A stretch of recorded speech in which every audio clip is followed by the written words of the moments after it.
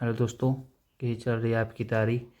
यह हमारा practice set number 4, जिसमें कि हम हमेशा की तरह 15 क्वेश्चन रखे गए हैं। ये एक अच्छा प्रैक्टिस सेट बनाया गया है। अगर आप इसमें 10 क्वेश्चन भी करते हैं तो आपकी तैयारी बहुत अच्छी मानी जाएगी यूपी पुलिस तथा रेलवे के लिए। आइए देखते हैं हमारा पहला क्वेश्चन। हमारा पहला क्वेश्चन है, साधारण ब्याज से कोई मूलधन 4% वार्षिक दर पर 2 वर्ष में 140 का ब्याज देता है। समान राशि पर समान वर्ष में तथा समान दर पर साधारण व चक्रवृद्धि ब्याज में कितना अंतर होगा। दर दिया है 4%, समय 2 साल। साधारण ब्याज कितना है 140। 2 साल का साधारण ब्याज कितना दिया है 4% पर 140 दिया। तो समान राशि पर चक्रवृद्धि ब्याज तथा साधारण ब्याज में अंतर पूछा है। चक्रवृद्धि 2 साल का साधारण ब्याज, 2 साल का एसआई कितना दिया है 2 साल का एसआई 140। तो 1 साल का एसआई होगा 70 रुपये। 1 साल का एसआई कितना होगा 70 रुपये। तो चक्रवृद्धि 2 साल का चक्रवृद्धि ब्याज और साधारण ब्याज में कितना अंतर होता है। पहले साल के चक्रवृद्धि ब्याज पर जो 4% की दर से जो ब्याज मिलेगा वही अंतर हमारा होता है। तो पहले साल साधारण ब्याज 70, दूसरे साल 70।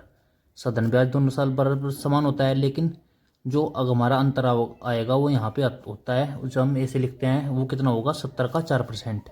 नहीं, 70 का अगर हम 4% निकाल लेंगे तो आएगा हमारा 7 चौक 28 2.8। तो 2 साल का एसआई और सीआई में कितना अंतर होगा 2.8 का। यानी कि हम 1 साल के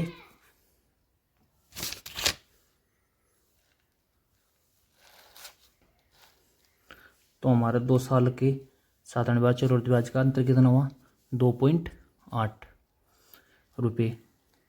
हमारा अगला क्वेश्चन है, एक आदमी की आयु उसके पुत्र की आयु की 9 गुना है।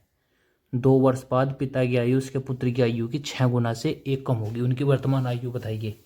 अगर हम ऑप्शन से देखें तो आदमी का आयु उसके पुत्र का आयु कितना है 9 गुना। तो 3 9 27, ये हमारा ऑप्शन सही होगा। 12 36 ये नहीं होगा। 9 चौक 36 और 4 9 36। हमारे पहला और दूसरा ऑप्शन, अगर ऑप्शन के हिसाब से जाए तो पहला और दूसरा ऑप्शन हमारा सही होता है। तो हमें क्वेश्चन करना ही होगा। एक आदमी की उसके पुत्र का आयु की कितना है 9 गुना। पुत्र की आयु की कितना 9 गुना। यानी कि अगर पुत्र की आयु हम मानेंगे कितनी x। तो पिता की वर्तमान आयु, ये हमने हमेशा वर्तमान आयु ही मानते हैं। पिता की आयु कितनी होगी वर्तमान आयु 9x। पिता की वर्तमान आयु कितनी 9x। आगे दिया हुआ है 2 वर्ष बाद पिता की आयु अपने पुत्र की आयु के 6 गुने से 1 कम। तो 2 वर्ष बाद पुत्र की आयु 2 वर्ष बाद पुत्र की आयु x + 2। पिता की आयु 2 वर्ष बाद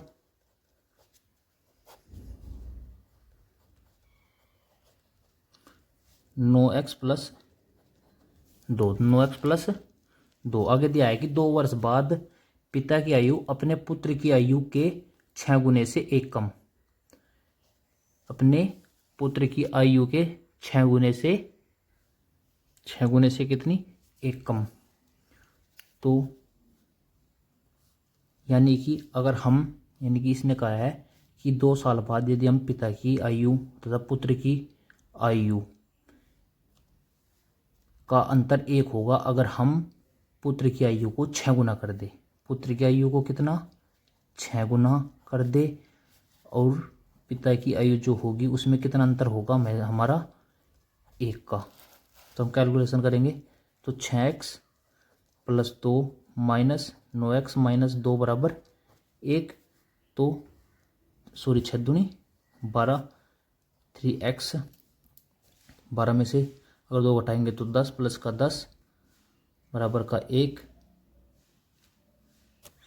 क्या होगा 6x में दोनों हो जाके माइनस के 3x, ये दर्शाएगा ये कितना होगा -9 -3x बराबर 1 माइनस के 10 माइनस के 3x बराबर माइनस के 9 माइनस से माइनस गया 3 से 3x बराबर 3, x बराबर 3 यानी पुत्र की आयु 3 साल और पिता की आयु 9 तिया 27। पुत्र की आयु x बराबर 3 और पिता की आयु 9 गुणा 3 यानी कि 27 साल। तो हमारा ऑप्शन 1 सही होगा। हमारा अगला क्वेश्चन है, एक प्राकृत संख्या n को जब 4 से विभाजित किया जाता है तो 3 शेष बचता है। n कोई भी संख्या है n जिसे हम प्राकृत संख्या कहेंगे, जो 4 से विभाजित करें तो शेष क्या आता है 3। यदि 2n + 3 को 4 से विभाजित किया जाता है तो शेष क्या होगा। जब n को 4 से विभाजित करें तो शेष क्या आता है 3। तो हम n बराबर क्या मान लेंगे 3 ही मान लेते हैं, क्योंकि n 4 से भी छोटा है, क्योंकि जो जिससे हम डिवाइड करते हैं शेष उस हमेशा उससे छोटा आता है। अगर हम n को 3 ही मान लेंगे तो वो भी संख्या क्या होगी 3, यानी कि जब वह संख्या क्या है 3।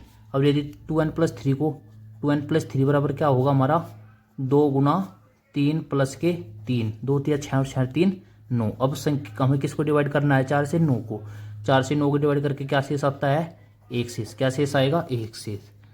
तो 2n + 3 को 4 से डिवाइड करके कितना शेष आएगा हमारा 1। हमारा अगला क्वेश्चन है, 12,000 की राशि 10% वार्षिक दर पर कितने। हमारा अगला क्वेश्चन है, 12,000 की राशि 10% वार्षिक दर पर कितने वर्षों में 20,400 रुपये हो जाएगी। यानी कि मिश्र धन कितना दिया है 20,400। हमारा मिश्र धन कितना है 20,400। तो मूलधन कितना दिया हुआ है, हमारा मूलधन है 12,000 रुपये। मूलधन कितना है 12,000 रुपये। तो ब्याज होगा, ब्याज हमारा होगा 20,400 माइनस 12,000, यानी कुल हमें कितना ब्याज मिलता है 8400 रुपये। कितना 12,000 पर कितना ब्याज मिला हमें 8400 रुपये। कितने परसेंट दर पर 10% वार्षिक दर पर। तो हम लगाएंगे ब्याज बराबर मूलधन गुणा दर गुणा समय x साल बटे 100। तो 2 0 से 2 0, इस 2 0 से इस 2 0, 12 से 84। तो x बराबर कितना 7 साल, यानी 12,000 रुपये 20,400 रुपये कितने सालों में हो जाएंगे 7 सालों में। आप सीधे से निकाल सकते हैं कि 8400 रुपये कुल ब्याज मिला, और तो 1200 पर एक साल में कितना ब्याज मिलेगा 1200 का 10%, 12,000 का 10%, 12,000 का 10% कितना 1200 रुपये, और 8400 रुपये 12 से 84 कुल कितना साल, यानी कि 7 साल में 12,000 की धनराशि कितनी हो जाएगी 20,400 रुपये हो जाएगी। दोस्तों अगर आपको क्वेश्चन का लेवल अच्छा लग रहा हो please share and subscribe my channel. Comment करके बताइए कि आपको प्रैक्टिस सेट के ये क्वेश्चन कैसे लगे हैं। हमारा अगला क्वेश्चन है, किसी संख्या के 4 गुने में 10 जोड़ा जाए। किस संख्या के 4 गुने में 10 जोड़ा जाए तो परिणाम उस संख्या के 5 गुने से 5 कम। 4 गुने में कितना जोड़ा जाए 10। अगर हम पहले से ऑप्शन से करें, हमारा मान लो हम पहला ऑप्शन 15 लेते हैं संख्या के 4 गुण में, यानी कि 4 संख्या के 4 गुने करें 15 चौका 60, और उसमें 10 जोड़े 60 और 10 70। तो परिणाम उस संख्या के 5 गुने, उस संख्या के 5 गुने यानी 15 पंजे 75 से 5 कम, 75 से 5 कम यानी 70। तो जब 70, तो हमारा ऑप्शन क्या बना ऑप्शन 1।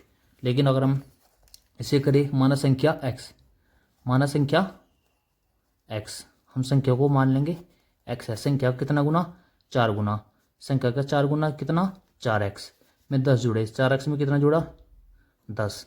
तो परिणाम उस संख्या के 5 गुने, संख्या का कितना गुना होगा बजा 5 गुना, संख्या गुना 5 गुना 5x में 5 ढाई तो दोनों में क्या हो जाता है बराबर हो जाता है 4x + 10 बराबर 5x - 5। 5 को इधर लाएंगे और 4x को इधर, तो 10 - 5 बराबर 5x - 4x। सॉरी ये प्लस का हो जाएगा। x बराबर कितना आ गया हमारा पास 15। x बराबर कितना आया 15। तो ऑप्शन ए सही होगा।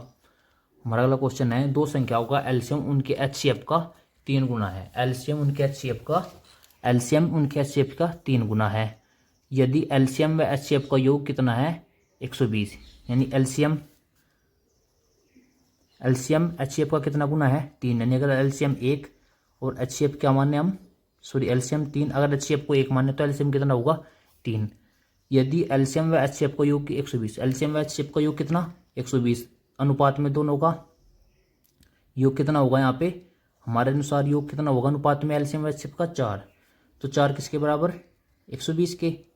तो 4 से डिवाइड करेंगे कितना आएगा 30, तो गुणा 30 यानी 30 दिया 90, तो एलसीएम होगा हमारा 30 और एचसीएफ होगा एक 30 ही कम 30, यानी कि हमारा एलसीएम 90 और एचसीएफ कितना है हमारा 30। एलसीएम होगा हमारा 90 एचसीएफ 30। आगे का है तथा एक संख्या 90 तो दूसरी संख्या क्या होगी। हमारा एचसीएफ का फॉर्मूला होता है पहली संख्या गुणा दूसरी संख्या बराबर एलसीएम गुणा एचसीएफ। तो पहली संख्या एक संख्या 90 दिया है, दूसरी संख्या हम एक्स मान लेंगे, एलसीएम एचसीएफ यानी कि 90 गुणा 30, तो 90 से 90 कट जाएगा तो एक्स बराबर 30, यानी दूसरी संख्या क्या होगी हमारी 30। हमारे ये फॉर्मूला बहुत जरूरी है, पहली संख्या गुणा दूसरी संख्या बराबर एलसीएम गुणा एचसीएफ। तो दोस्तों बताइए कि कैसा लग रहा है आपको ये प्रैक्टिस सेट, और क्वेश्चन का लेवल भी बताइए। अगला क्वेश्चन है ए वस्तु पर 25% की छूट है तथा वस्तु बी पर 40% की छूट के बाद बी का मूल्य ए के मूल्य से 2250 अधिक है। ए का मूल्य क्या होगा यदि बी का अंकित मूल्य 35,000 है। देखो दोस्तों कितना अच्छा क्वेश्चन है। इसमें दिया हुआ है ए वस्तु पर 25% की छूट तथा बी वस्तु पर 40% की छूट के बाद बी का मूल्य ए के मूल्य से 2250 अधिक होता है। यानी कि हम ए पे 25% और बी पर कितनी दे 40% की छूट, तो तब भी बी का मूल्य 2200 ए से के मूल्य से कितना 2250 अधिक है। ए का अंकित मूल्य पूछा है जबकि बी का अंकित मूल्य दिया हुआ है कितना 35,000 रुपये। तो बी का अंकित मूल्य, बी का एमआरपी यानी मैक्सिमम रिटेल अंकित मूल्य कितना दिया हुआ है 35,000 रुपये। बी का अंकित मूल्य 35,000 रुपये, छूट के बाद मूल्य, क्योंकि बी पे कितनी छूट है 40% की, तो छूट के बाद यानी 60% बचेगा, तो छूट के बाद मूल्य 20 से 20 गुणा करेंगे हम 60 60 पंजे 330 और 60 दिया 180, 60 दिया 180 और 30 210, 30 यानी 200, यानी बी का छूट के बाद मूल्य कितना है 21,000। बी का छूट के बाद मूल्य कितना है, बी का छूट के बाद मूल्य कितना दिया है 21,000। 60% की छूट के बाद भी बी का 40% छूट के बाद बी का विक्रय मूल्य कितना है 21,000, और ये अब भी 2250 अधिक है किससे ए के छूट के बाद मूल्य की। यह 21,000 2250 ज़्यादा है। अगर 21,000 2250 से ज़्यादा है तो अगर हम 21,000 में से 2250 घटा देंगे तो कहीं का विक्रय मूल्य आ जाएगा ए का विक्रय मूल्य, तो घटाएंगे तो कितना बचेगा 21,000 में 2,000 19,000 गए, 19,000 बचे, 19,000 में 250 यानी 18,750। 18,750 क्या बचा छूट के बाद ए वस्तु का विक्रय मूल्य। छूट के बाद ए वस्तु का विक्रय मूल्य कितना है 18,750, और ये कितने परसेंट छूट के बाद है 25%। 25% छूट के बाद ए का विक्रय मूल्य कितना है 18,750, यानी वस्तु ए का विक्रय 75% कितना है 18,750। 75% वस्तु ए का विक्रय मूल्य 75% छूट के बाद कितना है 18,750। तो वस्तु ए का अंकित मूल्य कितना होगा 100%। वस्तु ए का अंकित मूल्य कितना होगा 100%। तो 25 या 75, 25 चौका 100, 3 से इसको काटेंगे 6 25, 6,250 चौका 6 चौक 24, 24,250 के 4 में गए 1,000, तो कितना 25,000। तो ए का अंकित मूल्य कितना होगा, ए का अंकित मूल्य कितना होगा 25,000। तो एक बार और बताता हूँ क्वेश्चन। इसमें दिया है कि ए पर हम 25% की छूट दे तब बी पर 40% की छूट दे, तब भी बी का विक्रय मूल्य ए के विक्रय मूल्य से 2250 अधिक है। तो ए का अंकित मूल्य पूछा है जबकि बी का अंकित मूल्य कितना दिया 35,000। ए का अंकित मूल्य कितना 35,000, तो ए पर 40% छूट के बाद ए का विक्रय मूल्य कितना होगा 35,000 का 60%। 35,000 का 60% कितना 21,000। 21,000 अब भी ज़्यादा है 2250 अधिक है किससे ए के विक्रय मूल्य से। ए के विक्रय मूल्य से 21,000 कितना ज़्यादा है 2250। अगर 21,000 में से 2250 घटा दें तो किसका विक्रय मूल्य बचा 18,750 का। 18,750 किसका विक्रय मूल्य बचा वस्तु ए का। वस्तु ए का 18,750 विक्रय मूल्य कब है जब उस पर 25% की छूट देती है, यानी कि 75% का विक्रय मूल्य, 75% का मान कितना है 18,750 और 100% का मूल्य हम मान निकाल लेंगे तो वस्तु ए का अंकित मूल्य कितना आएगा 25,000। दोस्तों अगर क्वेश्चन अच्छा लगा हो प्लीज़ शेयर एंड सब्सक्राइब। हमारा अगला क्वेश्चन है 3 पाइप ABC एक टैंक को, हमारा अगला क्वेश्चन है 3 पाइप ABC एक टैंक को 204 मिनट में भर सकते हैं। 68 मिनट तक एक साथ काम करने के बाद C बंद हो जाता है। A और B ने शेष भाग को 204 मिनट में भर दिया तो C अकेला से कितने समय में भरेगा। यानी कि ABC टैंक को कितने समय में भरते हैं 204 मिनट में, 68 मिनट तक एक साथ। यानी अगर हम तीनों चला दें और 68 मिनट के बाद किसको बंद कर दे C को, तो पाइप और A भी भरेंगे, पाइप A भी शेष भाग को कितने समय में भरेंगे 204 मिनट में, तो C अकेला कितने समय में भरेगा। अगर हम मान लें कि हम रिमेनिंग वर्क पे देखेंगे, रिमेनिंग वर्क पे कार्य करेंगे, ABC 68 घंटे काम करे, ABC टैंक को कितने समय में भर सकते हैं 204 में, 68 मिनट तक तो उन्होंने काम किया। यानी ABC का कितने समय काम बचा, ABC का A plus B plus C का कितने समय का काम बचा, 204 मिनट में करते थे, 68 मिनट तो कर लिया, तो बाकी कितने समय काम बचा। अगर 200 में से 64 घटाए 100, 264 में 100 यानी 136। ABC का कितने मिनट का काम बचा 136 मिनट का। अक्षमता गुणा समय बराबर टोटल वर्क होता है। तो ABC का 136 घंटे काम किसने किया, A प्लस बी ने, A प्लस बी ने मिलकर कितने समय में किया है 204 मिनट में। 204 मिनट में हम इसको 4 से डिवाइड करेंगे, 4 से डिवाइड 51 और 4 से डिवाइड 4 तिया 12, 1 4 चौक 16, 17 से 17 तिया 51, 17 दूनी 34। यानी कि A plus B plus C गुणा 2 बराबर कितना A प्लस बी गुणा 3। यानी कि A प्लस बी C की अक्षमता इधर आ जाएगी और A प्लस बी की अक्षमता 2। यानी कि अगर A प्लस बी की अक्षमता 2 है तथा A प्लस बी C की अक्षमता कितनी है 3। यदि A plus B plus C की अक्षमता 3 और A प्लस बी की अक्षमता 2 तो C की अक्षमता कितनी होगी 1। C की अक्षमता कितनी होगी 1। तो हम टोटल वर्क यहाँ टोटल वर्क निकाल लेंगे।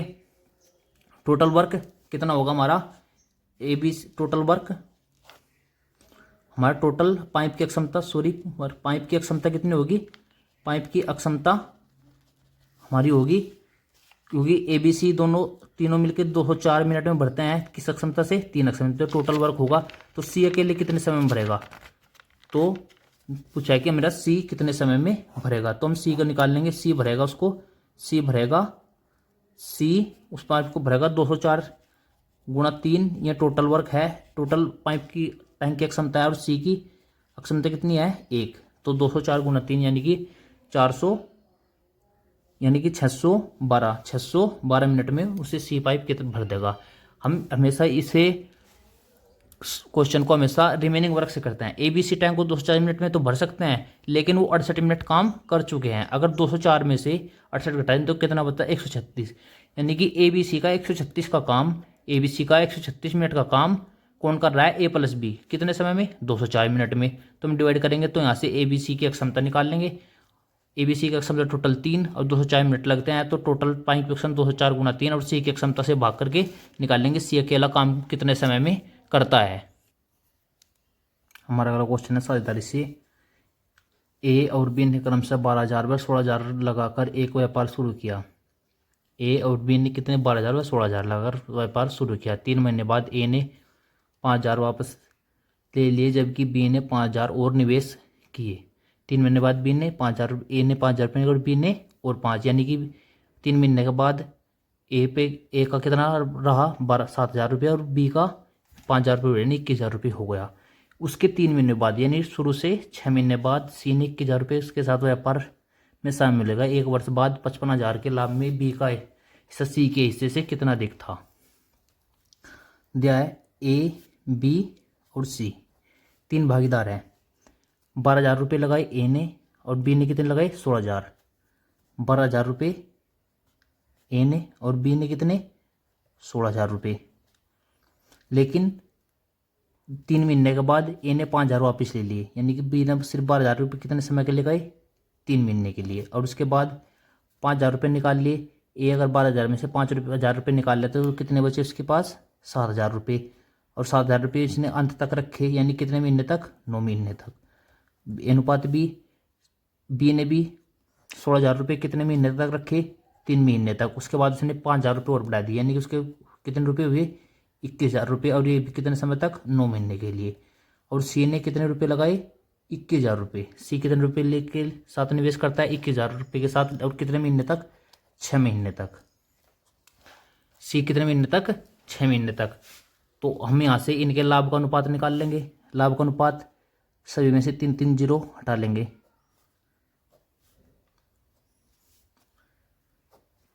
सभी में से 3, और हम 3 से डिवाइड कर सकते हैं। 3 से ही है, 3 से 3 बार, 3 से ही कितना, 3 बार, 3 से ही है, 3 से ही भी 3 बार, और 3 से ही है 2 बार। तो यहाँ पे बचा 12 प्लस 7 या 21 अनुपात 16 प्लस 21 या 63 अनुपात 21 दूनी 42। तो 33 अनुपात 16 और 63, 16 और 63 79 अनुपात 42, यानी ABC के लाभ का अनुपात कितना आएगा हमारा, 33, 79, 42। टोटल कितना लाभ हुआ, 55,000 का। और यहाँ हमारे अनुसार कितना लाभ हुआ, सबको ऐड कर लेंगे तो 2 और 2 11 और 3 14, हासिल 1 4 7 11 और 11 और 3 4 7 11 11 और 3 14 और 1 15, 14 और 1 15, यानी कि 154 रुपये का लाभ। और क्वेश्चन के अनुसार 55,000 का। तो 154 किसके बराबर होगा, 55,000 के 154 किसके बराबर होगा, 55,000 के। हमसे पूछा है कि बी का हिस्सा सी के हिस्से से कितना अधिक है। बी का हिस्सा सी के हिस्से से कितना अधिक है। तो बी का हिस्सा सी के हिस्से से, बी को कितना हिस्सा मिला, 79 रुपये, और सी को 42 रुपये। तो कितना अधिक है, 9 में 2 जाके 5, सॉरी 7, और 7 में 4 जाके 3, कितना अधिक है, 37 अधिक है। 11 से डिवाइड करेंगे, 14 बार, 11 से ये 5 बार, यानी कि 5,000 बचा।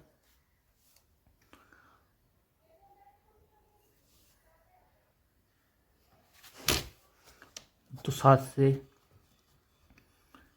2 से डिवाइड करेंगे इसको 7, और 2 से इसको डिवाइड करेंगे 2,500, और 7 से इसको डिवाइड करेंगे 7 5 35, 2 7 दूनी 14, और 7 8 56, 5.28 लगभग में आएगा हमारा इसका आंसर। तो 2 जीरो से 2 जीरो,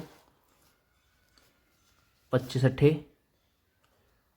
220, 25 दूनी 50, और 20 70, 7 और 25 पंजे 125, 125 और 7 125, 132, यानी 13,200 रुपये, यानी 13,200 रुपये। तो 13,200 रुपये।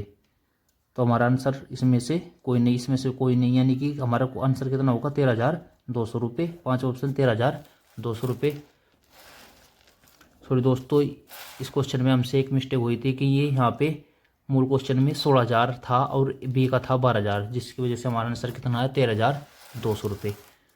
13,200 रुपये। हमारा अगला क्वेश्चन है, एक गाड़ी 35 किलोमीटर की दूरी 36 किलोमीटर प्रति घंटा की चाल से तथा 60 किलोमीटर प्रति घंटे चाल से वापस आती है।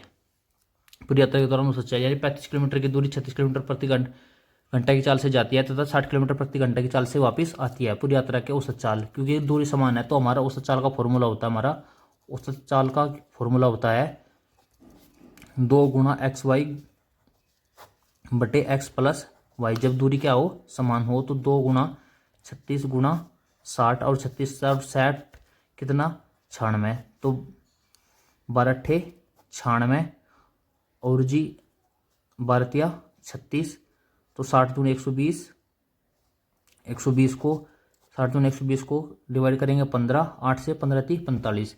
तो पूरी यात्रा के दौरान उसकी औसत चाल कितनी होगी, 45 किलोमीटर प्रति घंटा।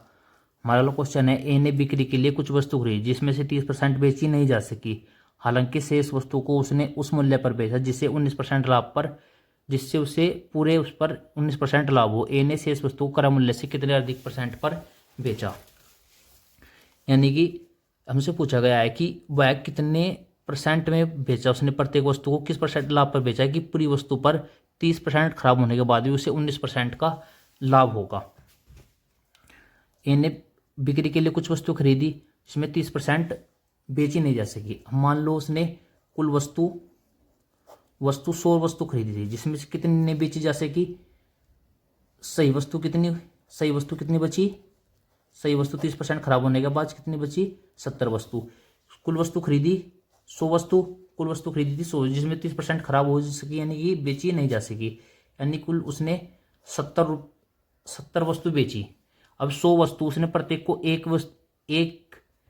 एक के मूल्य में खरीदा। कितने के मूल्य में खरीदा था, एक के मूल्य में। एक वस्तु क्या रुपये खरीदी थी, एक मूल्य, यानी कि 100 रुपये की खरीदी थी जिसमें से कितने वस्तु खरीदी थी, 100 रुपये की। मान लिया हमने उसने कितनी वस्तु खरीदी, 100 वस्तु, जिसमें से 30% खराब हुई, यानी कितनी सही बची, 70 वस्तु।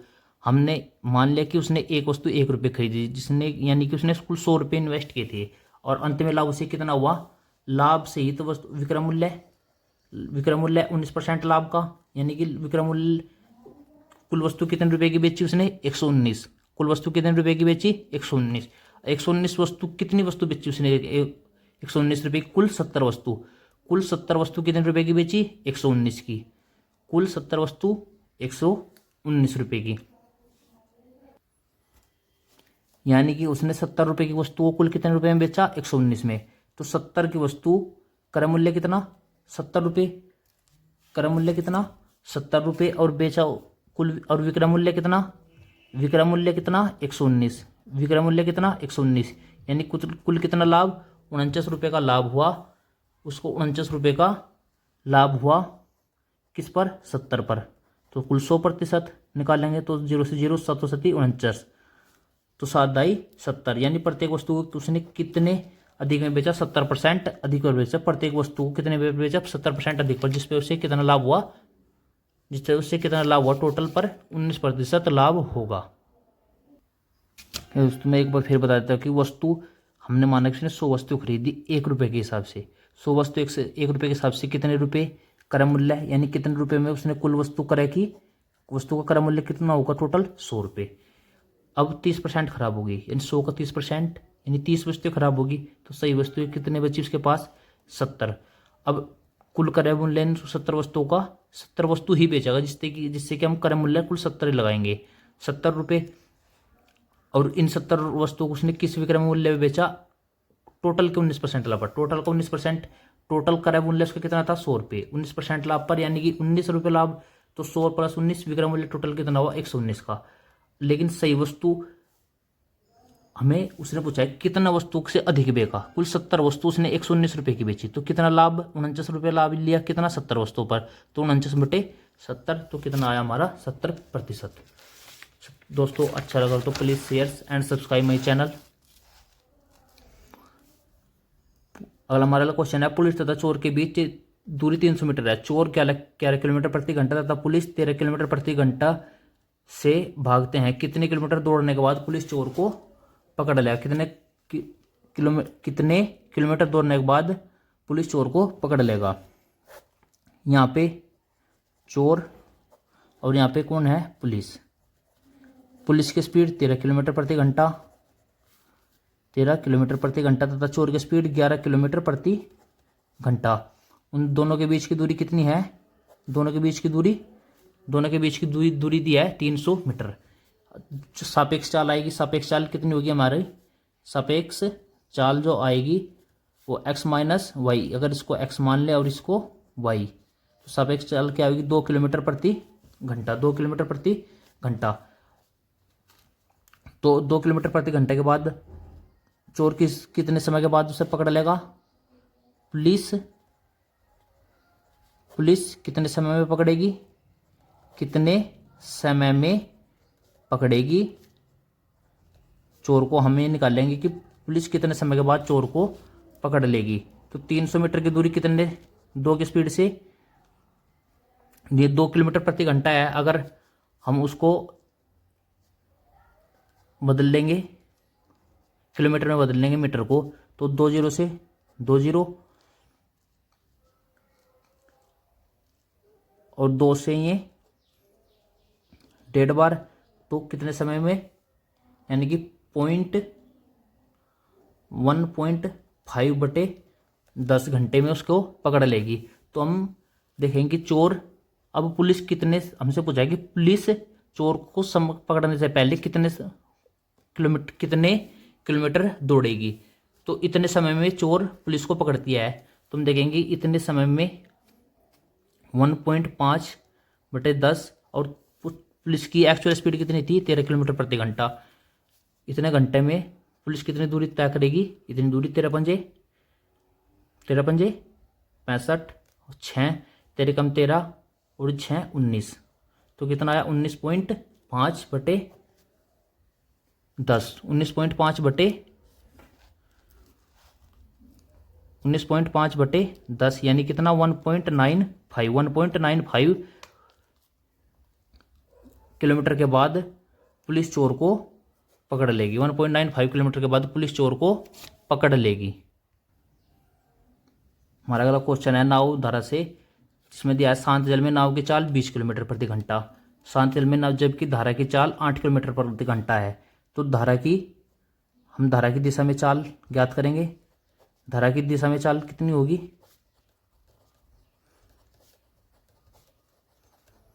धारा की दिशा में चाल 20 + 8 यानी कि 28 किलोमीटर प्रति घंटा, 28 किलोमीटर प्रति घंटा। विपरीत दिशा में चाल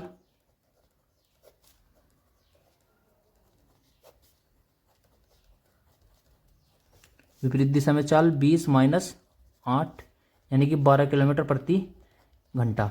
तो धारा की विपरीत दिशा में जाने तथा आने में लगा समय में कुल अंतर कितना है, 6 घंटे। विपरीत दिशा में जाने तथा आने में कुल समय कितना है, 6 घंटे का अंतर है। तो हमसे क्या पूछा है, कुल दूरी। तो हमारे एक दूरी का फॉर्मूला है, दूरी बराबर x गुणा y बटे x माइनस वाई, और समय में कुल अंतर, समय में अंतर। तो एक्स वाई का मान कितना दिया है, 28 गुणा 12, और x माइनस में अंतर कितना है, 16, और समय में अंतर 6 का।